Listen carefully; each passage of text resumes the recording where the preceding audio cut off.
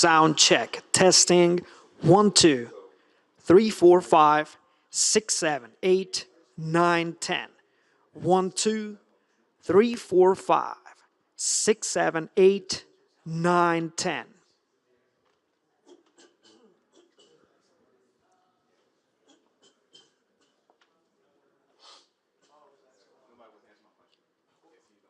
One, 2, 3, 4, 5, 6, 7, 8, 9, 10. 1, 2, 3, 4, 5, 6, 7, 8, 9, 10.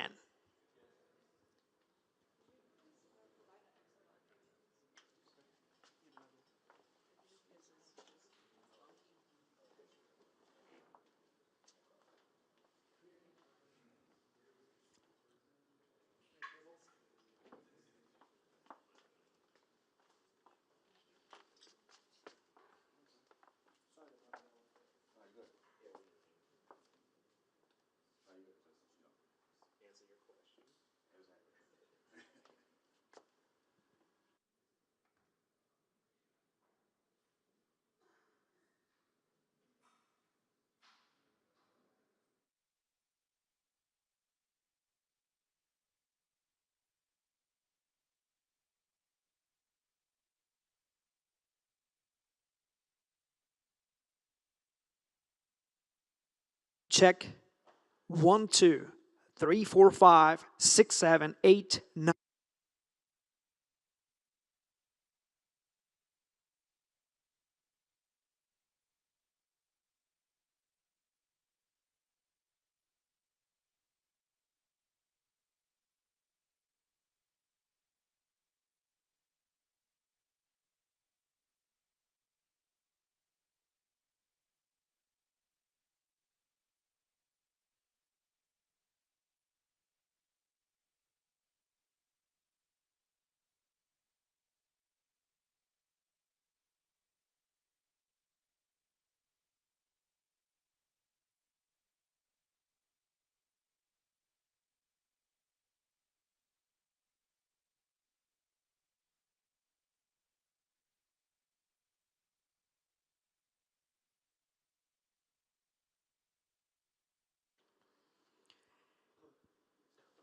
Sound check.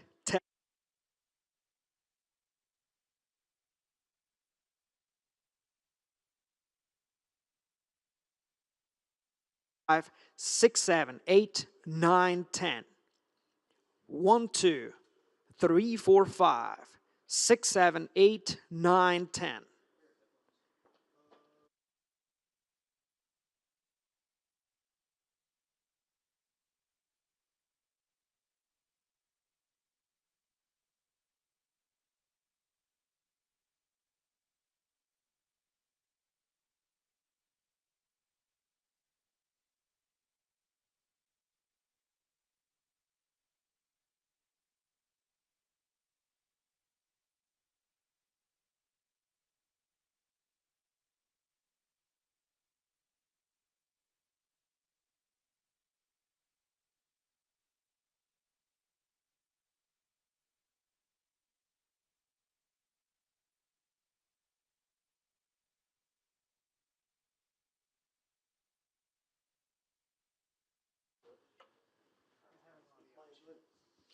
One, 2, 3, 4, 5, 6, 7, 8, 9, 10. Sound check.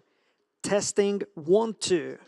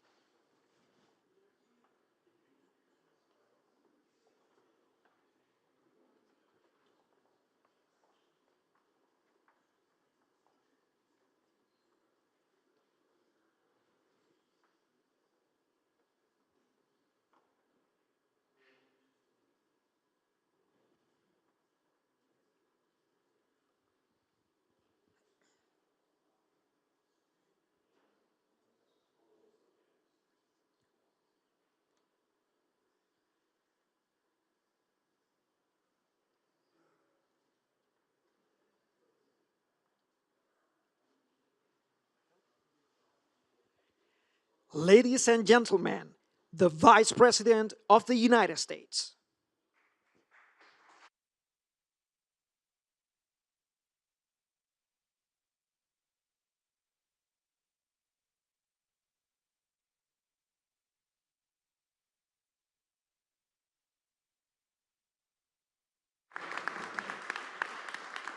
Thank you all. Good to see you guys. Thank you. Here, have a seat, please.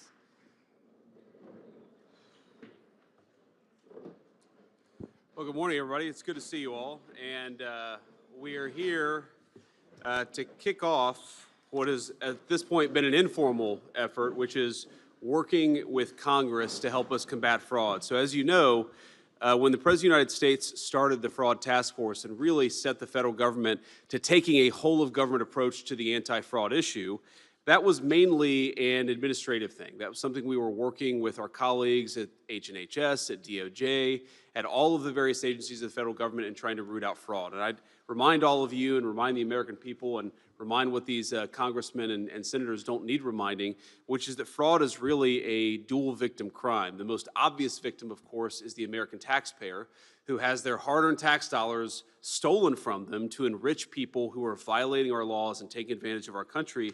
But I think more profoundly and more sadly, the second victim of fraud are the people who benefit from programs that the American people have set up in their generosity and in their kindness of spirit, and those programs don't function as well or don't even have the resources necessary to work because they've been stolen from by fraudsters. I think an example that is particularly close to my heart because we have a 2-week-old newborn at home is a program that we set up through the Medicaid program to actually provide high-quality health care to new moms and to newborn infants. To people who can't afford high-quality health care, we, as a generous nation, ensure that they have access to the resources that they need. And yet, we have, working with DOJ and others, we have identified, prosecuted a number of cases of people where they have taken from this program, not provided an ounce of service to a new mom or a young baby, and enriched themselves by literally taking money from the medical care of newborn infants. This is despicable behavior, and it's something that we've allowed to go on for too long in the United States of America. I'm very proud that you could not just look at these sort of qualitative stories about what's going on, but we can actually measure the success of the Fraud Task Force. Working with Andrew Ferguson and with Steve Miller, two of the great all-stars of the Trump administration, we have been able to identify $230 billion of fraud just since the Fraud Task Force was set up, and that's frankly by conservatively estimating it. Andrew and I had a meeting in my office last week, and he said, do you want to estimate it conservatively or do you want to estimate it aggressively? And I said, well, I kind of want to estimate it aggressively, but then all you people will criticize us. So let's estimate it conservatively so that we can give the American people the most rock-solid explanation of how this task force is working to protect their money. We've been able to stop $56 billion in fraudulent payments that would have otherwise gone to fraudsters rather than to the people who need them. And in the process, we've saved, obviously, the American people a lot of money. But as much as we've done, and as much as we've had great successes, and this brings me to my final point before I kick it over to Andrew, this effort will fundamentally always have a limitation unless our colleagues in the House and the Senate are working with us. We don't want the next administration, whoever, God forbid, you're going to have President El Sayed in 3 years. We don't want him to undo all the incredible work that we've been doing when we've been taking out the fraudsters and saving the American people money. And in order to make this really work, we need our colleagues in Congress to really codify some of this stuff, to make sure that it becomes law. And again, this is the sort of thing where, while I see only Republicans surrounding us today, we really have been able to work in some cases with Democratic governors and Democratic attorneys generals on the anti-fraud task force. And we would love, I'm not necessarily holding my breath, but we would love to work with Democrats in Washington to codify some of the anti-fraud actions that we've taken and to take it to the next level. There are a few things that we really need to do and that we can't do at the federal government without the cooperation of the Congress. And the first, that I would say the most important of these, is data sharing. So when we've looked at the anti-fraud efforts that we've taken, one of the weirdest and most difficult parts of this is the black box that exists around certain state programs. So for example, the SNAP program, which provides food resources to low-income people, it quite literally feeds hungry moms and children in our country, something that is very important and that I know every person at this table supports. We know that there is a lot of fraud in the SNAP program. We know that there are illegal aliens who benefit from the SNAP program, people who have no legal right to be in the country. We would like to stop that. But I think the American people would be shocked to learn, because I was certainly shocked when I learned it a few months ago, that when we send tax dollars to the states to administer the SNAP program, we have no visibility into who is ultimately getting those benefits. In other words, if the state of California gives those food stamp benefits to an illegal alien, to a violent criminal, the federal government has no visibility, and sometimes the states themselves have no visibility. So we need to work with Congress, and we need some legislation that would actually force some data sharing between the state governments and the federal governments. We need to know where your tax dollars are going. And if the state of California or the state of New York isn't going to tell us, we need Congress to force them to tell us. And I think that's the first and most important thing that we would like to do. The second is that we would like to see stiffer penalties for fraudsters. One of the things I said at the very beginning of the task force is that I was shocked by how often we would just let low-level fraud go. Like $1 million of fraud, that's a lot of money. A person who had enriched themselves to the tune of $1 million, sometimes we wouldn't even prosecute this stuff. And even when we do prosecute it, we are limited by the penalties applied. The most important thing that we can do in prosecuting fraud is to make sure that the people who engage in fraud actually suffer some real penalties. And so we would love to work with all of you and see some stiffer penalties for the people that we're successfully prosecuting. We are throwing a lot of people behind bars, but we're limited in some ways, by the statutes that exist. We'd like to change those statutes and actually make it harder for people to commit fraud, and make sure that when they do commit fraud, they go to jail, and they go to jail for a long time. And finally, we need a little bit of money, not a lot of money, and frankly, we're saving way more money than we're taking in, but the Fraud Task Force, it involves every single agency of the federal government. Every single cabinet secretary has been great, and I want to give a special shout out to some of our all-stars, Bobby Kennedy at H&HS, Kelly Loeffler at SBA, Brooke at the Department of Agriculture. We've really had a whole of government. Our soon-to-be new Attorney General, Todd Blanche, has just been amazing to work with, and I know other people will say more about that. But we need a little bit of resources, because while we're saving the American people billions and billions of dollars, and we're not spending very much, we need a little bit more appropriated to expand this fraud effort. I think we'll save even more money in the process. It's the sort of investment that, unlike most of the money you guys spend, it never comes back to DC. Every dollar you give us comes back at least 5 or 10-fold. So it's a good investment, and it's the sort of thing that we need to see happen. But without further ado, I want to kick it over to our amazing co-chair of the task force, Andrew Ferguson. You see him on TV. He's amazing. But most importantly, behind the scenes when he's not on TV, he's doing amazing things for the American people. This whole thing would not work, and would not work as well were it not for Andrew's hard work. So great job. Great to see you. Thank you, Mr. Vice President, and welcome to all my friends from the Senate and from the House. We're very pleased that you're here.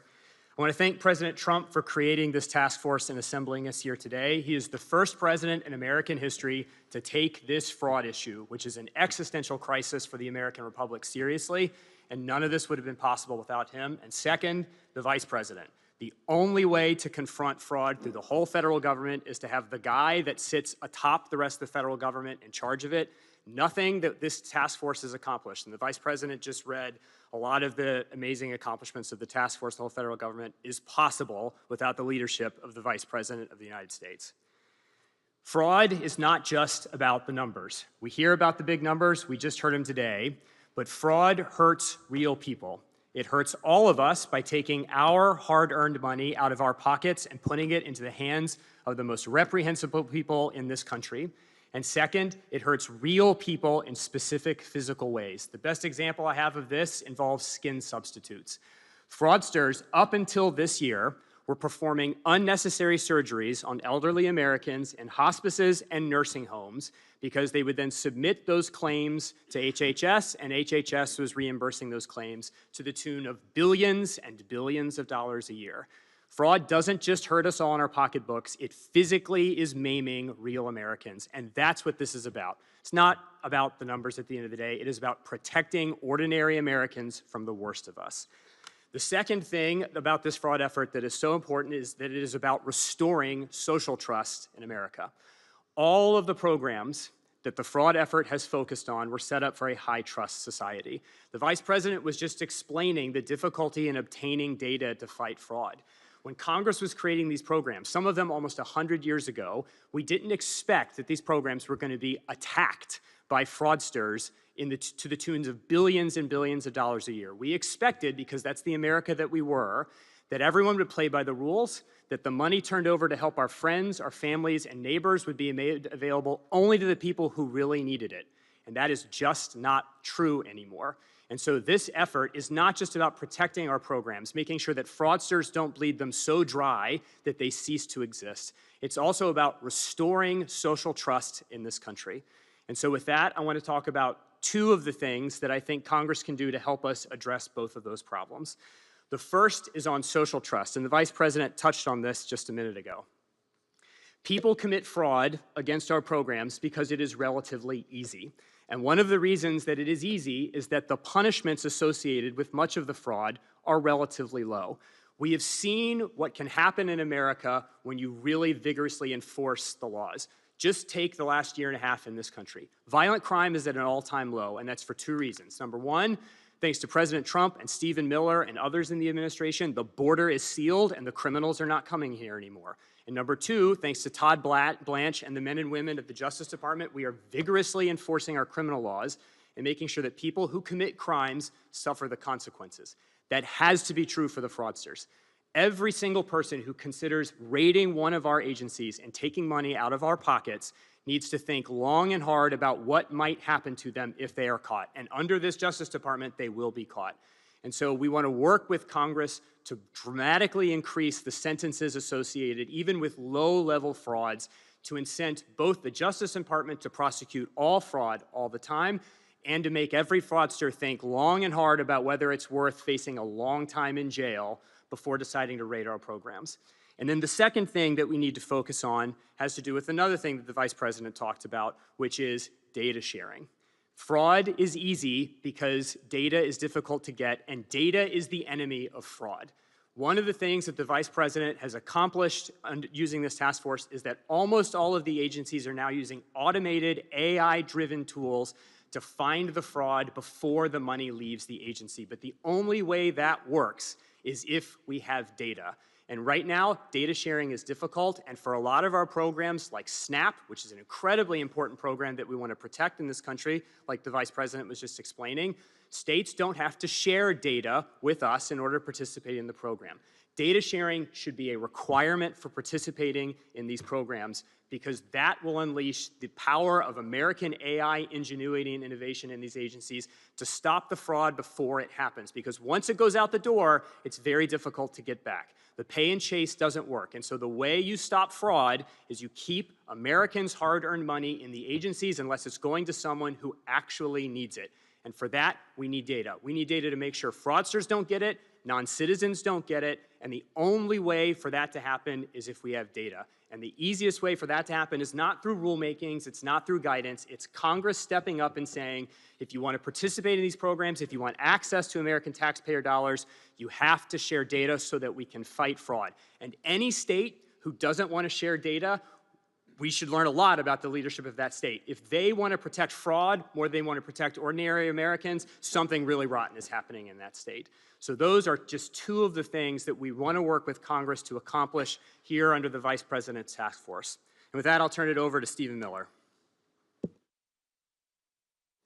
Thank you very much. Thank you, Mr. Vice President, for your leadership on this bold and existentially important initiative. Thank you to Mr. Ferguson for your incredible work and stewardship of this task force. And of course, thank you to President Trump for his extraordinary leadership in establishing this task force, assigning this portfolio to the Vice President, and providing direction, focus, and determination to the whole U.S. government. It's great to see all of my friends in the House and Senate who are here today, who have been such tremendous allies, not only on this issue, but so many issues, and in some cases for a very, very long time, since 2015 and before. And so, thank you all.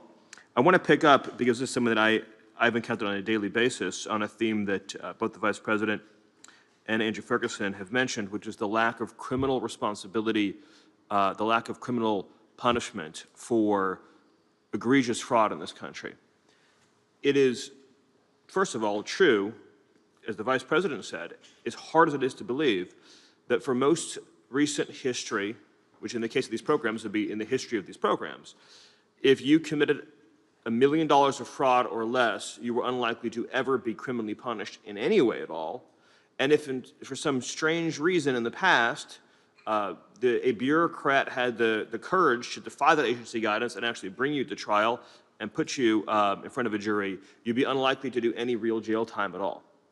And this may be hard to believe, that you could steal hundreds of thousands and ultimately millions of dollars and not do any significant jail time. Again, you can look at the sentences for the Feeding Our Futures fraud, which is one of the largest frauds in the history of any country anywhere in Minnesota, to see this. And there's a lot of reasons for that. I think probably the simplest, least conspiratorial explanation is that when Congress was drafting these statutes, they still lived, to use the phrase that he's left in a high-trust society, and it eclipsed their imagination that there would be systemic, widespread, continual lying, fleecing, and organized crime to rip off hundreds of billions of dollars from the American taxpayer, which is what has happened.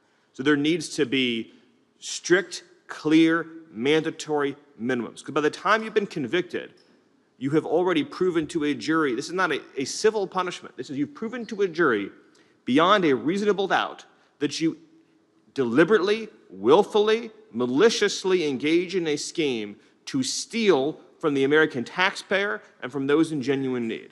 And when you've satisfied 12 jurors of that fact and been convicted, you deserve to have a very substantial prison sentence. That change alone would be watershed for fighting fraud, because it would mean that the Department of Justice would be able to, through prosecuting a few hundred or thousand cases in a year, be able to chill the criminal conduct of millions. Whereas right now, no matter how many people you prosecute, you're still left with the criminal element thinking, I'm willing to risk 6 months in jail for $5 million in ill-gotten gains.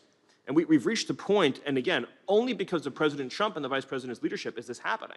We've reached a point as a country, until we came along, as hard as it is to believe, where we have federal law enforcement in cities around the country who have to conduct weeks or months-long investigations of daycares where there are no children present at all, to be able to then go into a court of law and say, no kids on Monday, no kids on Tuesday, no kids on Wednesday, no kids on Thursday, right? And this is the real thing. We have federal law enforcement officers who then they have to issue subpoenas and search warrants to get phone records, email records, financial records. And what does it all end up with?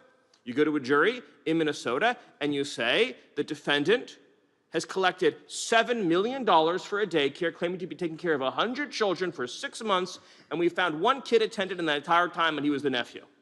So you spent months of federal effort. When you do that and you're found guilty, you belong in jail for a very long time.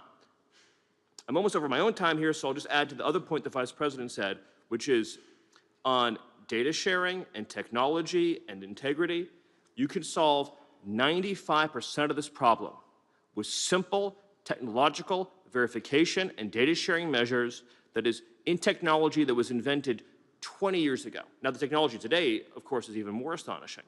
But if every single person who wanted to enroll in SNAP or enroll in Medicaid or enroll in public housing was in a shared database that the federal government had access to verify age, citizenship, criminal record, other basic biographic facts, that single step alone would save taxpayers hundreds of billions of dollars. And you have to ask yourself, why would any politician oppose something so fundamental? We're not even debating eligibility rules, an important but separate debate.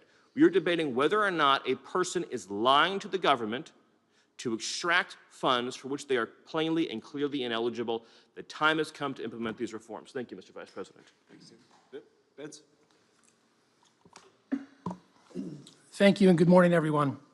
We gather today because President Trump has made stopping the fraud and corruption in our welfare programs a governing priority. Thank you to Vice President Vance, Chairman Ferguson, Stephen Miller, and Executive Director Brady for their leadership in carrying out this duty, and to the members of Congress here for joining in this important work. In the time I have, I wish to offer 10 very practical, common sense, and likely very popular proposals to fight fraud in our welfare programs for congressional consideration. 1, all government agencies must verify that every Medicaid provider or SNAP retail store is actually legitimate and eligible for payment before any payment is issued, rather than paying first and checking later. 2, require criminal background checks and fingerprinting for healthcare providers in categories with high rates of Medicaid fraud, and re-verify provider credentials at least every 3 years. 3, require states to verify every welfare applicant through the federal government's free database system that verifies immigration status in real time before issuing any taxpayer-funded benefits. 4, require states to compare welfare rolls every month against death records, wage records, and incarceration records. 5, double the number of welfare fraud investigators so that more fraud and corruption cases can be aggressively investigated and prosecuted. 6, upgrade welfare benefit cards used for food and cash assistance to have secure chip technology with a photo and expiration date. 7, prohibit high-risk retailers, such as some liquor stores and smoke shops, from accepting taxpayer-funded food stamp benefits. 8, end the use of government-issued pre-populated forms to do automatic re-enrollments into Medicaid. 9, eliminate so-called self-attestation, which allows applicants to simply report their own income and household information on welfare applications without providing documentation, and instead requiring proof of income and eligibility before benefits are approved. 10, require state taxpayer-funded Medicaid programs that issue payments to health insurance companies on behalf of people who had already died to stop immediately once a death is recorded, and require those insurance companies to return any money collected after the enrollee's death. Finally, I suggest that members of Congress call out as corruption the behavior of state and local leaders who refuse to enforce common sense fraud controls or purposely embrace loopholes that avoid individual eligibility validation, allow self-certification of eligibility, expand eligibility far beyond what Congress intended, and as a result, trap millions of able-bodied adults into a life of dependency. Fraud steals taxpayer dollars, but such corruption steals something even more precious. It steals the blessings and benefits of work. The greater injustice is not stealing money from taxpayers. It is taking purpose from another human being and diverting resources from the truly needy. Every year an able-bodied person spends trapped in unnecessary dependency is a year not spent developing skills, earning promotions, providing for a family, serving a community, or discovering what they are capable of becoming.